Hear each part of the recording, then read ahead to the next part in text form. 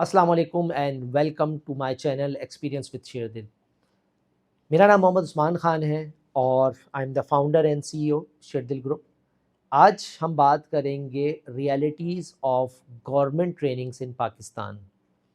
Again मैं कह रहा हूँ कि मेरी जितनी भी वीडियोज़ होती है उसमें किसी को तनकीद करना मकसद नहीं है। मकसद ये है कि वो रियलिटी बताना जो मैंने अपने एक्सपीरियंस से फ़ील की, देखी या उसका पार्ट रहा मैं, और उन एक्सपीरियंस के बेसिस पे आपको ये बताना कि क्या चीज़ आपके लिए सही हो सकती है, क्या नहीं। आगे बढ़ने से पहले चैनल को सब्सक्राइब करना और बेल आइकन दबाना मत भूलिएगा। तो आज हम बात करेंगे गवर्नमेंट ट्रेनिंग्स, आईटी ट्रेनिंग्स जो आजकल गवर्नमेंट की हो रही है। मैं प्राइवेट इदारों की बात नहीं कर रहा, जो कि प्राइवेट लोग जो करा रहे हैं, कुछ सियासी पार्टीज़ करा रही हैं और कुछ और लोग करा रहे हैं, मैं उनकी बात नहीं कर रहा, वो अलग कैपेसिटी में मैं बात कर रहा हूँ। जो गवर्नमेंट की जो मास ट्रेनिंग्स हो रही हैं, अलग अलग प्रोग्राम्स हैं, आप नेट पे सर्च कर सकते हैं, मैं किसी का भी नाम यहाँ नहीं लूँगा। लेकिन इसमें दो रियलिटीज़ आपको बतानी है, एक एज अ ट्रेनर अगर आप उसमें पार्टिसिपेट कर रहे हैं और एक एज अ स्टूडेंट पार्टिसिपेट कर रहे हैं, क्या फ़ायदा नुकसान है, और मैं अपना तजर्बा भी आपको बताऊँगा।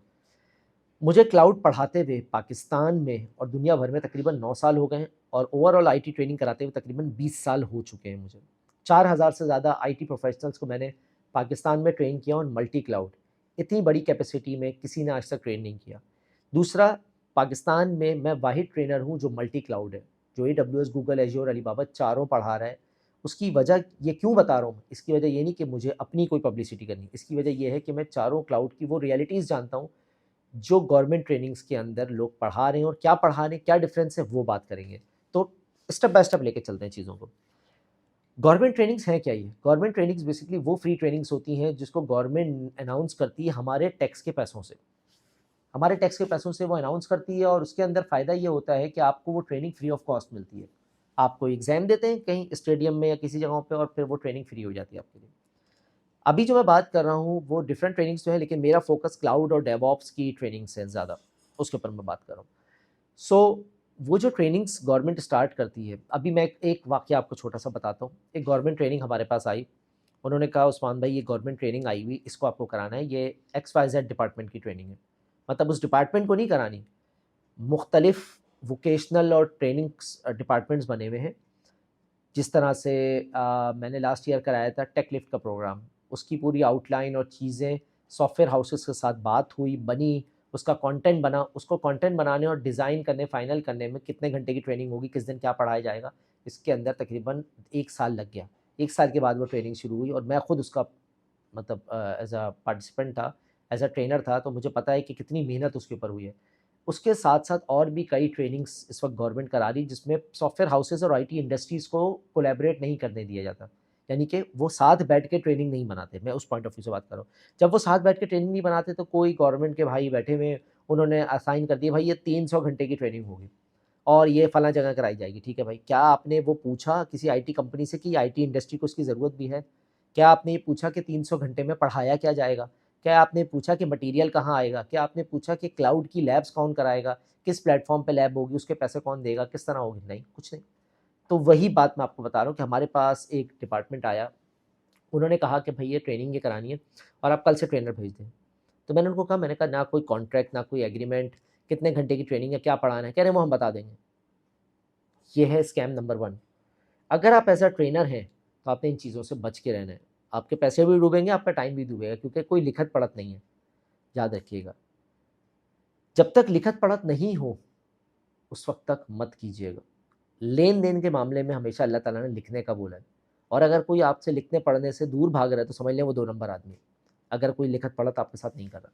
तो उन्होंने कहा, भैया ये 250 से 300 घंटे की ट्रेनिंग है, तो मैंने उनसे 4-5 सवाल किए। मैंने कहा, भाई ये ट्रेनिंग जहाँ देनी है वो तो ठीक है, लेकिन ये 300 घंटे की ट्रेनिंग में किसने डिसाइड किया है कि जो क्लाउड पढ़ना है, मान लें एडब्ल्यूएस या एज़्योर क्लाउड पढ़ना है, तो उसके अंदर कितने टॉपिक पढ़ाने हैं, कितने घंटे में कौन से टॉपिक होंगे, लैब कौन कराएगा, मटीरियल कहाँ से आएगा, किस दिन कौन सी लैब है, किस दिन प्रैक्टिस है, एग्ज़ाम कहाँ दिलवाने हैं, क्या चीज़ है, कुछ नहीं पता उनको।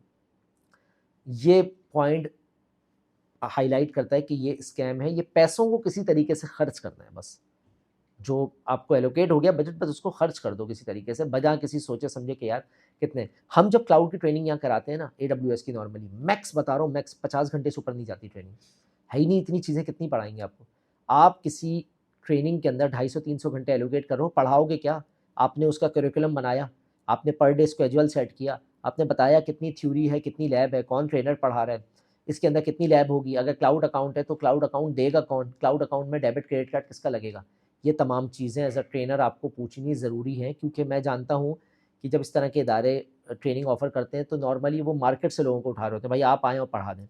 बहुत सारे मेरे सुनने वाले जो हैं वो क्लाउड प्रोफेशनल्स होंगे, बट उन्होंने कभी पढ़ाया नहीं होगा, उनके पास मटेरियल ही नहीं होगा पढ़ाने का, तो वो पढ़ाएंगे कि क्या चीज़ है। तो इस सूरत में नुकसान किसका है, आपका अपना तो नुकसान है, उनका भी है। आपका कैसे नुकसान है वो बताता हूँ। आपको एक चीज़ समझ में आ गई कि ये स्कैम किस तरह हो रहा है। दूसरी चीज़ क्या है, दूसरी चीज़ ये है कि अगर एज अ ट्रेनर आप पढ़ा रहे हैं तो आपका कोई कॉन्ट्रैक्ट नहीं बना, आपको ये नहीं पता कितने पैसे आपको मिलेंगे, कब मिलेंगे, किस तरह मिलेंगे, आप लटकते रहोगे। मैंने कराई है गवर्नमेंट की ट्रेनिंग, मुझे पता है 2-2 साल तक, 3-3 साल तक पैसे लटके रहते हैं। तो आपको यही नहीं पता कि पढ़ाना क्या है, स्केड्यूल नहीं पता, मटेरियल आपको खुद बनाना। दूसरा इनका क्लॉज होता है कि अगर आपने इतने घंटे पूरे नहीं किए तो आपको पैसे ही नहीं मिलेंगे, बीच में क्लास कैंसिल, चीज़ें कैंसिल, ये प्रॉब्लम्स भी हैं। एज ए स्टूडेंट आपके लिए क्या नुकसान है, ये ट्रेनिंग जब अलाइन ही नहीं है, शुरू से डिज़ाइन ही नहीं है प्रॉपर, तो आप इस ट्रेनिंग में पढ़ोगे क्या। आप अपना टाइम दे रहे हो फ्री के नाम पे। याद रखो कि अगर ट्रेनिंग फ्री है तो पैसा कौन है, एनर्जी कौन है, आप खुद हो। ठीक है, आपको एज अ मार्केटिंग टैक्टिक्स ये लोग यूज़ करें कि जी 4000 बच्चों को पढ़ाया, 2000 बच्चों को पढ़ाया, भाई उन बच्चों के अंदर से कैपेबिलिटी कितनी निकली, क्वालिटी कितनी निकली है। क्यों, जो पढ़ा रहा है उसने ज़िंदगी में कभी नहीं पढ़ाया, जो पढ़ रहा है उसको यही नहीं पता कि पढ़ा कौन रहा है या क्या पढ़ाना है या क्या चीज़ हमें पढ़नी है। जो पढ़ा रहा है उसके पास कोई मटेरियल नहीं है, उसके पास कोई स्केड्यूल नहीं है। ये तमाम चीज़ें मैटर करती हैं, क्योंकि जब भी कोई ट्रेनिंग डिलीवर हम भी करते हैं ना, हमारे पास पूरा कंटेंट होता है, हमारे पास आउटलाइन होती है, हमारे पास लिखा होता है पर डे स्केड्यूल कौन सा है, थ्योरी कहाँ है, लैब कहाँ है, कितनी लैब होगी, कितने घंटे की लैब होगी, at the end of the course आप किस लेवल पे पहुँचे होंगे, कौन सी जॉब कर सकते हैं।